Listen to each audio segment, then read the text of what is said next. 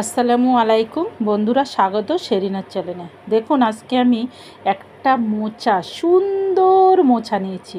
আর এই সুন্দর মোচাটা সুন্দর করে কাটতে গিয়ে আমার হাতগুলো অসুন্দর হয়ে গেল। মোচা কিন্তু আমি একটা কভার করে নিলে ভালো হতো। তা দেখেন মোচাগুলো কিভাবে ছাড়িয়ে কুটে বেছে নেব, আপনারা দেখবেন। আর এই মোচাটা কিন্তু সবাই কাটতে পারে না বলে খেতেও চায় না। আর বিশেষ করে বাড়ির গিন্নি যদি স্বামীকে ভালো না বাসে, মোচা কিন্তু সে রান্না করে স্বামীকে খাওয়াবেই না। আমি সবার প্রথমে তেল হাতে ভালো করে মেখে নিলাম। নেওয়ার পরে দেখেছেন, এই যে মোচার ভিতরে এই দুটো জিনিস ফেলে দিতে হয়।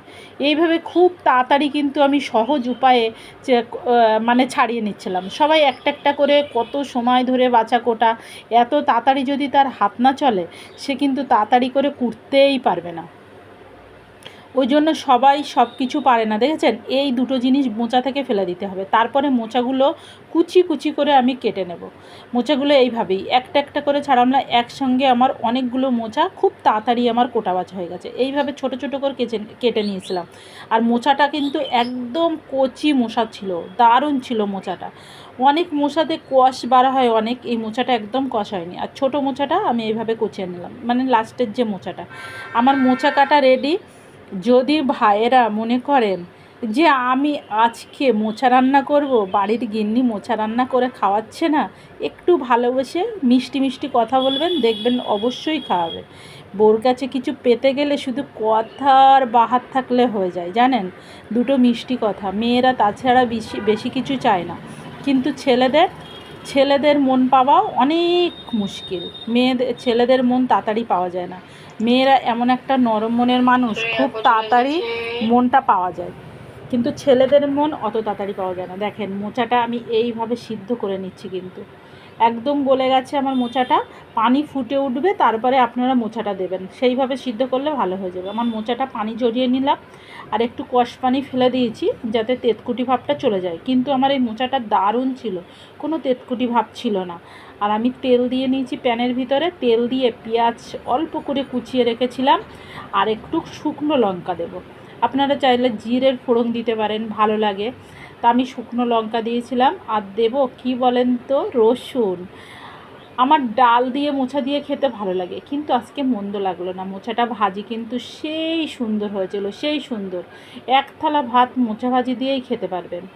যদি মনে করেন আর কিচ্ছু আমার দরকার নেই, শুধু মোচা ভাজি থাকলেই হয়ে যাবে। ঝালটা আমার ভেজে নেওয়া পর্যন্ত অপেক্ষা করছিলাম। আমার ঝালটা লাল লাল করে ভাজা হয়ে গেছে মোটামুটি। এবারে আমি পেঁয়াজটা ওদিক থেকে সরিয়ে নিয়ে এসেছিলাম। যেহেতু ঝালটা ভাজতে একটু দেরি হয়, পেঁয়াজটা যদি সঙ্গে সঙ্গে ঝালের সঙ্গে দিয়ে দেই, ঝালটা অত সুন্দর ভাজা লাল লাল হয়ে যায় না। আর এই যে আমি দিয়ে দিলাম রসুন বাটা। এবারে দেবো আমি কুচো চিংড়ি। কুচো, এত ছোট চিংড়ি দেখে যেন নাক ছিটকাবেন না। যেহেতু কুচো চিংড়ি, যত ছোট হবে চিংড়ি তত কিন্তু টেস্ট। এই চিংড়িগুলো ছানা খেতে খুবই ভালো লাগে। আমি ওই জন্য মানে ভাজা, আমি একটা সঙ্গে আরও 2-3 জায়গায় পদ রান্না করেছিলাম, তো ওই জন্য ভাবছিলাম যে ডাল দিয়ে রান্না করলে হয়তো উঠবে না, ওই জন্য ভাজা করেছিলাম। চিংড়ি মাছটা দেওয়ার পরে আমি মোচাটা দিয়ে দিলাম। এবারে আপনারা চাইলে অল্প একটু হলুদ আর পরিমাণ মতন লবণ দিতে পারেন। লবণ যতটা পছন্দ ততটাই দেবেন। সিদ্ধর সময় লবণটা একটু কম অ্যাভয়েড করাই ভালো, তাহলে গলে যাবে। সিদ্ধর সময় লবণটা দিলে মোচা কিন্তু খুব তাড়াতাড়ি গলতে চায় না।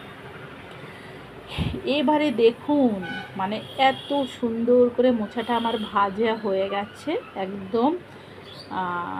এবারে আলহামদুলিল্লাহ আমি তুলে নেব। এইভাবে নাড়াচাড়া করেই ভাজা হয়ে যায়, কোনো অসুবিধে নেই। একটু মোচাতে তেলের পরিমাণটা বেশি দিতে হয়। তেলটা বেশি না দিলে মোচা ভাজি কিন্তু অত টেস্ট ভালো লাগে না।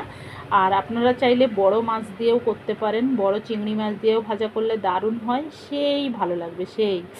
আল্লাহ হাফেজ, ভালো থাকবেন। আর শেরিনার কথাগুলো যদি ভালো লেগে থাকে, আমার চ্যানেলটাকে সাবস্ক্রাইব করে শেয়ার করে সঙ্গে থেকে যাবেন। এত সময় আমার ভিডিওটা দেখার জন্য অসংখ্য ধন্যবাদ আপনাদেরকে। সঙ্গে থাকার জন্য অসংখ্য অসংখ্য। আল্লাহ হাফেজ, আপনারাও ভালো থাকবেন, আমাদের জন্য দোয়া করবেন।